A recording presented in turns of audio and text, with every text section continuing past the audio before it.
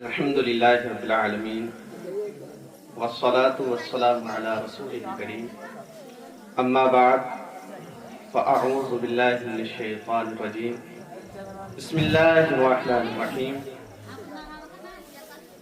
قال الله تبارك وتعالى في القرآن المجيد والفرقان الحميد وما ينطق عن الهوى إن هو إلا وحي يوحى صدق الله العظيم وصدق رسوله النبي الأمين الكريم ونحن على ذلك لمن الشاهدين والشاكرين والحمد لله رب العالمين. آئیے میرے ساتھ مل کر درود پاک کے چند حصے میں پڑھ لیجیے. پڑھیے الصلاۃ والسلام علیک یا رسول اللہ، الصلاۃ والسلام علیک یا حبیب اللہ، الصلاۃ والسلام علیک یا نبی اللہ وعلى آلك وأصحابك يا نور الله صلی اللہ تعالی علیہ وسلم. حضور نبی کریم صلی اللہ تعالی علیہ وسلم کا ارشاد پاک ہے. حضور فرماتے ہیں من صلی علی لم یلج النار. اس حدیث پاک کا مطلب یہ ہے کہ جو مجھ پر درود پڑھتا ہے لم یلج النار، وہ آگ میں نہیں جلے گا. سبحان اللہ، ماشاءاللہ. ابھی میں نے آپ کو درود پاک کے چند حصے پڑھائے، اس میں بھی ہماری یہ حالت تھی کہ ہم درود پاک نہ پڑھ سکے. حضور علیہ الصلوۃ والسلام فرماتے ہیں من صلی علی لم یلج النار. انسان دنیا میں آیا، اللہ رب العزت نے اس کو اپنی عبادت کے لیے بھیجا تاکہ اس کی آزمائش ہو سکے، کہ اس کو ہم نے دنیا میں بھیجا تاکہ ہم اس کو آزمائیں کہ کون عمل کے اعتبار سے اچھا ہے، کس کا عمل زیادہ اچھا ہے. ہم جو بھی نیکی کرتے ہیں اپنے آپ کو جہنم سے بچانے کے لیے اور اللہ رب العزت کی رضا کے لیے ہم نیکیاں کرتے ہیں. حضور نے ہم کو ایک فارمولا دے دیا. حضور فرماتے ہیں من صلی علی لم یلج النار. جس نے مجھ پر درود پڑھ لیا وہ آگ میں نہیں جائے گا. ایک مرتبہ درود پاک پڑھ لیں. اللہم صلی علی سیدنا مولانا محمد مبارک وسلم صلاۃ و سلام علیک یا رسول اللہ صلی اللہ تعالی علیہ وسلم. میں نے جس آیت کریمہ کی تلاوت کی وہ 27ویں پارے کی سورہ نجم کی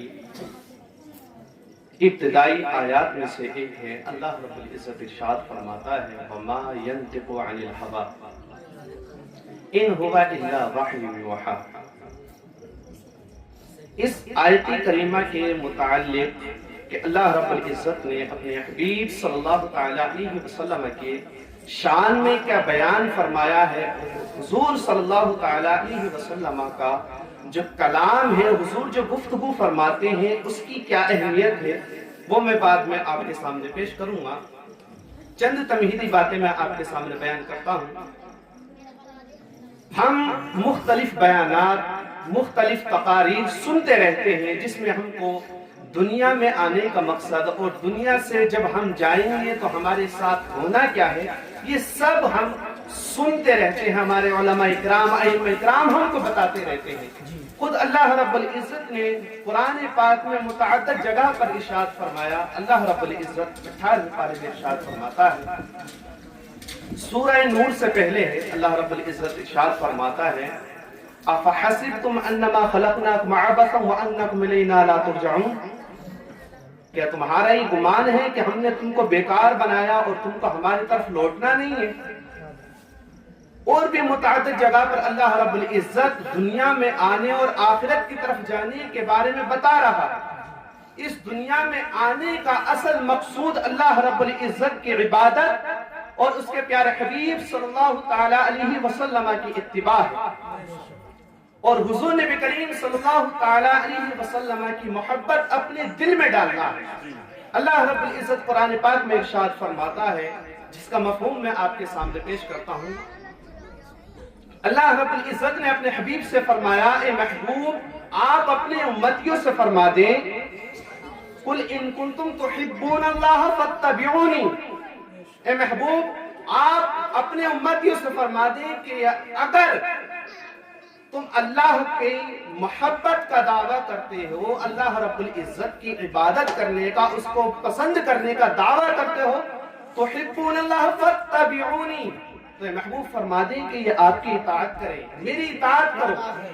بے شک وہیں پر اللہ رب العزت نے ایک اور جگہ پر ارشاد فرمایا وَمَن يُطِعِ اللَّهَ وَمَنْ أَطَاعَ الرَّسُولَ فَقَدْ أَطَاعَ اللَّهَ، کہ جس نے رسول کی اطاعت کی اس نے اللہ رب العزت کی اطاعت کی۔ بے شک جن کے بارے میں اللہ رب العزت قرآن پاک میں جن کی محبت کو اپنی محبت قرار دے رہا ہے، جن کی اطاعت کو اللہ رب العزت یہ فرما رہا ہے کہ محبوب جو آپ کی اطاعت کرے گا میں اس کو اپنا محبوب بنا لوں گا، جن کے بارے میں اللہ رب العزت یہ فرما رہا ہے اے محبوب جس نے آپ کی اطاعت کی اس نے میری اطاعت کی، جن کے بارے میں اللہ رب العزت ارشاد فرماتا ہے کہ میرے محبوب کے سامنے اپنی آواز بلند نہ کرو، جن کے بارے میں اللہ رب العزت ارشاد فرماتا ہے کہ میرے محبوب کی شان میں کوئی ایسا لفظ نہ بولا جائے جو کسی اور دوسرے معنی کا احتمال رکھتا ہو، جن کے بارے میں اللہ رب العزت نے قرآن پاک میں متعدد جگہوں پر حضور نبی کریم صلی اللہ تعالی علیہ وسلم کی تعریف و توصیف بیان کی، اسی پیارے حبیب صلی اللہ تعالی علیہ وسلم کی تعریف و توصیف بیان کرتے ہوئے اللہ رب العزت نے قرآن پاک میں ارشاد فرمایا وَمَا يَنطِقُ عَنِ الْهَوَىٰ إِنْ هُوَ إِلَّا وَحْيٌ يُوحَىٰ۔ اللہ ماشاء اللہ اب اس آیت کریمہ کے بارے میں بعد میں بتاتا ہوں۔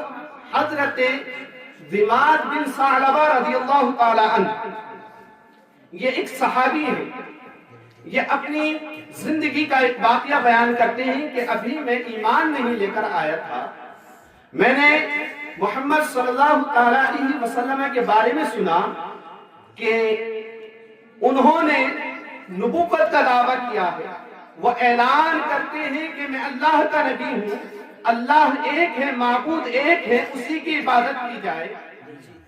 اور حضرت ضماد بن ثعلبہ جو ہے یہ حضور نبی کریم صلی اللہ تعالی علیہ وسلم کے دوست بھی تھے، یہ ڈاکٹر بھی اس وقت کے ڈاکٹر بھی تھے جن کو طبیب کہا جاتا تھا، یمن میں رہنے والے تھے۔ جب ان تک یہ خبر پہنچی تو یہ حضور نبی کریم صلی اللہ تعالی علیہ وسلم کی بارگاہ میں آتے ہیں اور آ کر حضور نبی کریم صلی اللہ تعالی علیہ وسلم کی بارگاہ میں جانے سے پہلے مکے والوں سے ملتے ہیں۔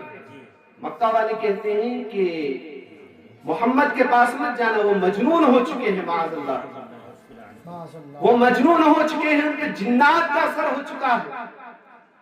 تو حضرت ضماد بن ثعلبہ کہتے ہیں کہ میں تو وہ ہوں کہ جو میں جنات اتارنے کی بھی منتر جانتا ہوں، مجھ کے ایسے طریقے آتے ہیں میں لوگوں کے جنات اتار دیتا ہوں، میں جا کے محمد پر دم کروں گا ان کے جنات اتر جائیں گے۔ یہ حضور کی بارگاہ میں جاتے ہیں اور حضور صلی اللہ تعالی علیہ وسلم کی بارگاہ میں جاتے ہیں۔ ان کو کیا معلوم تھا کہ جن کی بارگاہ میں جا رہے ہیں وہ تو جناتوں کے بھی نبی ہیں، وہ حضور نبی کریم صلی اللہ تعالی علیہ وسلم تو وہ ہیں جو دوسروں کے جنات اتار دیتے ہیں۔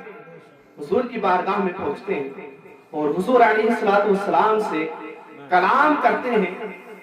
حضور نبی کریم صلی اللہ تعالی علیہ وسلم سے عرض کرتے ہیں کہ آپ کس چیز کی دعوت دیتے ہیں؟ تو حضور علیہ السلام نے چند عبارات اپنے کلمات ارشاد فرمائے۔ وہ کلمات کیا تھے سنیں۔ حضور علیہ السلام فرماتے ہیں ان الحمد للہ نحمده ونستعینه واشهد ان لا الہ الا اللہ۔ آگے ارشاد فرماتے ہیں حضور علیہ السلام من يهده الله فلا مضل له ومن يضلله فلا هادي له واشهد ان لا اله الا الله وحده لا شريك له وان محمدا عبده ورسوله۔ حضور علیہ السلام نے جب کلمات ارشاد فرمائے تو حضرت ضماد بن ثعلبہ کہتے ہیں ہاتھی بیدک، اے محمد اپنا ہاتھ آگے کیجئے، ابایعک الآن، کہ میں آپ کے ہاتھ پر ایمان لے کر آتا ہوں۔ میرے پیارے اسلامی بھائیوں، کلام کہتے کس کو ہے؟ کلام یہ وہ ہوا ہوتی ہے جو ہمارے بدن کے اندر جو پھیپڑے ہیں ان کے اندر ایک ہوا ہوتی ہے، جب انسان بولنے کا ارادہ کرتا ہے تو یہ ہوا پھیپڑوں سے چلتی ہے، نکلتی ہے پھیپڑوں سے ہی نکلتی ہے اور گلے کے ذریعے باہر نکلتی ہے۔ آواز میں حروف کا جو امتیاز کیا جاتا ہے، فرق جو ہوتا ہے، جو ایک لفظ کو دوسرے لفظ سے فرق کیا جاتا ہے، جو میں آپ کے سامنے بول رہا ہوں، جو آپ سمجھ رہے ہیں، یہ ہوا الفاظ کی صورت میں آپ کے کانوں تک پہنچ رہی ہے۔ یہ پہنچتی کیسے ہے؟ یہ پھیپڑوں سے جب نکلتی ہے تو گلے کے مختلف حصے ہوتے ہیں کہ اگر اس کو قرآن کرام بہترین طریقے سے جانتے ہیں، علماء کرام جانتے ہیں کہ جب آواز نکلتی ہے تو گلے کے جب نچلے حصے سے لگتی ہے تو لفظ حمزہ بنتا ہے، حرف حمزہ بنتا ہے۔ جب یہ درمیانی حلق سے لگتی ہے تو حرف عین بنتا ہے، جب یہ اوپر کے حلق سے لگتی ہے تو خا اور غین بنتا ہے۔ اسی طریقے سے جب منہ کے ہونٹوں کے تر حصے سے لگتی ہے تو حرف با بنتا ہے، جب یہ دونوں ہونٹوں کی گولائی سے ملتی ہے تو حرف واو بنتا ہے، جب یہ دونوں حرفوں کے طریقے حصے سے ملتی ہے تو حرف میم بنتا ہے۔ قسم خدا کی، قربان جائیے اپنے پیارے حبیب صلی اللہ تعالیٰ علیہ وسلم کی شان پر، اپنے پیارے حبیب صلی اللہ تعالیٰ علیہ وسلم کی عظمت پر کہ یہ وہ ہوا ہے جب حضور علیہ السلام کے مبارک پھیپڑوں سے نکلتی ہے، حضور کے گلے انور سے نکلتی ہے، ہونٹوں سے ملتی ہے۔ یہ وہ آواز ہے جب حضور کے لفظ سے حضور علیہ السلام کے منہ مبارک سے نکلی، حضرت دمار بن ثعلبہ کے کانوں میں پڑی، جن کا دل مردہ تھا وہ ایمان لا چکے ہیں اور حضور علیہ السلام کے ہاتھ پر ایمان لا کر دائرہ اسلام میں حضور علیہ السلام کی کلام کے بارے میں اگر سننا چاہتے ہیں، بس میں ایک واقعہ آپ کے سامنے پیش کرتا ہوں اور اپنی گفتگو کو ختم کرتا ہوں۔ آپ حضور علیہ السلام کی عظمت دیکھیں۔ اللہ رب العزت نے ارشاد فرمایا وَمَا يَنْطِقُ عَنِ الْهَوَىٰ إِنْ هُوَ إِلَّا وَحْيٌ يُوحَىٰ۔ یہ نبی علیہ السلام وہی بات ارشاد فرماتے ہیں جو اللہ ان کو بیان کرتا ہے۔ حضرت ابو عمیر، یہ حضرت انس بن مالک رضی اللہ تعالیٰ عنہ کے چھوٹے بھائی ہیں، یہ حضور علیہ السلام کے چھوٹے بھائی ہیں۔ حضور علیہ السلام ان کے پاس گئے۔ بچوں کی عادت ہوتی ہے کہ وہ ذرا سی بات پر ناراض ہو جاتے ہیں، رونا شروع کر دیتے ہیں، غمگین ہو جاتے ہیں۔ حضور علیہ السلام حضرت انس بن مالک رضی اللہ تعالیٰ عنہ کے گھر پر جاتے ہیں، دیکھتے ہیں کہ ان کے چھوٹے بھائی ہیں حضرت ابو عمیر، یہ غمگین ہیں، بچپن کی حالت ہے ان کی۔ حضور علیہ السلام ان کے پاس جاتے ہیں اور ان سے کہتے ہیں یا ابا عمیر ماذا فعل النغیر، نغیر بولتے ہیں عربی میں چھوٹی سی چڑیا رہتی ہے، چڑیا کو نغیر بولتے ہیں۔ حضور علیہ السلام نے فرمایا یا ابا عمیر ما فعل هذا النغیر، اے ابو عمیر اس چڑیا کو کیا کیا تم نے؟ حضور علیہ السلام نے یہ ہنسی کے انداز میں، مزاح کے انداز میں، مذاق کے انداز میں کہ بچہ ہے یہ خوش ہو جائے اس لیے ارشاد فرمایا۔ اب دیکھیں حضور علیہ السلام نے یہ مذاق میں مزاح کے طور پر ارشاد فرمایا۔ اگر ہم کسی سے مذاق کریں تو ہمارے الفاظ کوئی معنی نہیں رکھتے، اگر کسی کو ہم سمجھائیں تو وہ ہمارے الفاظ کوئی معنی نہیں رکھتے، اگر کسی بچے کو ہم نے بہلانا ہو تو وہ کوئی معنی نہیں رکھتے۔ لیکن قربان جائیے حضور نبی کریم صلی اللہ تعالیٰ علیہ وسلم کے ان الفاظ مبارکہ پر، یہ وہ الفاظ ہیں جب حضور علیہ السلام نے جملہ ارشاد فرمایا، بظاہر تو یہ مزاح کے طور پر تھا، لیکن حضور علیہ السلام نے جب جملہ ارشاد فرمایا، علماء کرام، مفتیان کرام، محدثین اعظام نے، مجتہدین کرام نے اس حدیث پاک سے یا ابا عمیر ما فعل هذا النغیر، اس حدیث پاک سے 400 فقہی مسائل کا استنباط، کیا بات ہے 400 وہ مسائل کہ جن کی انسان کو اپنی زندگی گزارنے میں، شریعت پر عمل کرنے میں ضرورت پڑتی ہے۔ اس لیے تو اعلیٰ حضرت ارشاد فرماتے ہیں کہ میں نثار تیرے کلام پر، ملی ہوں تو کس کو زبان نہیں۔ کیا بات ہے اللہ رب العزت نے ارشاد فرمایا ہے نا وما ينطق عن الهوى وما ينطق عن الهوى ان هو الا وحی یوحی، کہ محمد صلی اللہ تعالی علیہ وسلم اپنی زبان سے وہی بات کہتے ہیں جو اللہ رب العزت ان کو ارشاد فرماتا ہے۔ اعلیٰ حضرت فرماتے ہیں کہ میں نثار تیرے کلام پر، ملی ہوں تو کس کو زبان نہیں، وہ سخن ہے جس میں سخن نہ ہو، وہ بیان ہے جس کا بیان ہے۔ وما علینا الا البلاغ۔ السلام علیکم۔